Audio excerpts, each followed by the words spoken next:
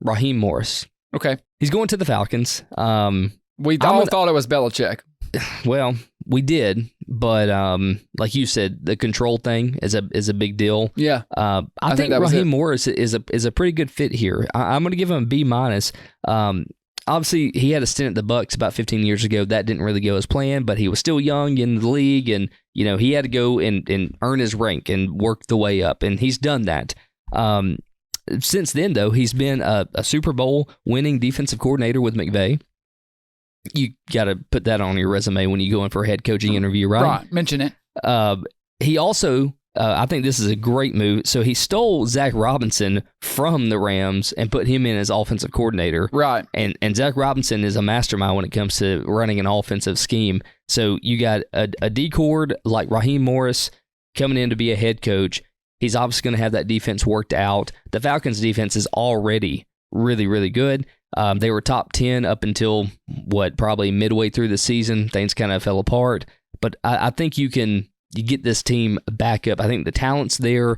You just have to have a leader come in and kind of pick it back up, get it polished off, and say, hey, here's our defense. This is what we can be. I think Raheem Morris can do that. He's also putting pieces in. Like I said, Robinson with the offense. And the thing is, this offense has struggled because they haven't had a quarterback. Right. That's the really key what element. burned Arthur Smith, too. That's it. Hitching his wagon to Desmond Ridder. I mean, you're done. And not knowing how to use his personnel. And look, just when you think that, everybody's hiring an offensive coordinator and it's going to work great for him, look to Arthur Smith. Didn't really work out too well there, and he's an offensive genius, they said. Great point. Sucked really bad. So I think the Falcons got burned so bad by that they said, you know what, we're going 180 here. We're hiring a defensive guy, and we'll work on the defense. Because when you look at their division, you can win with a really good defense. Right. That's the thing. You got to look at these divisions when these head coaches are hired. This is such a great point. It depends on your situation.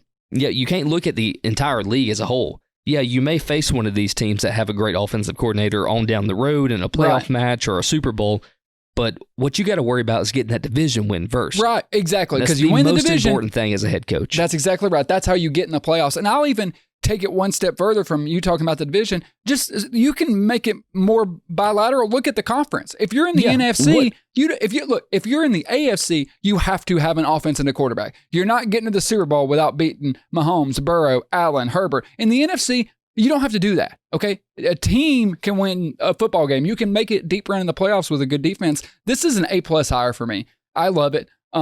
Obviously, it could crash and burn, but I think he's going to build a culture there, and I think that's something they've desperately been lacking, and I think he's going to have that defense mean and playing physical football, and that's going to be enough to help them win a lot of football games. I love this hire.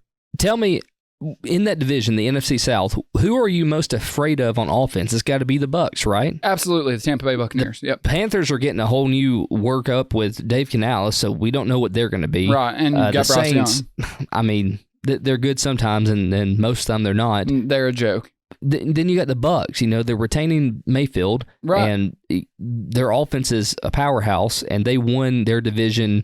I mean, they were 9-8, so the Falcons were 7-10. There's nothing that tells me that Raheem Morris couldn't pull them up to a 9-8 or a 10-7 team. Agreed. Just by next year, if they can figure out that quarterback.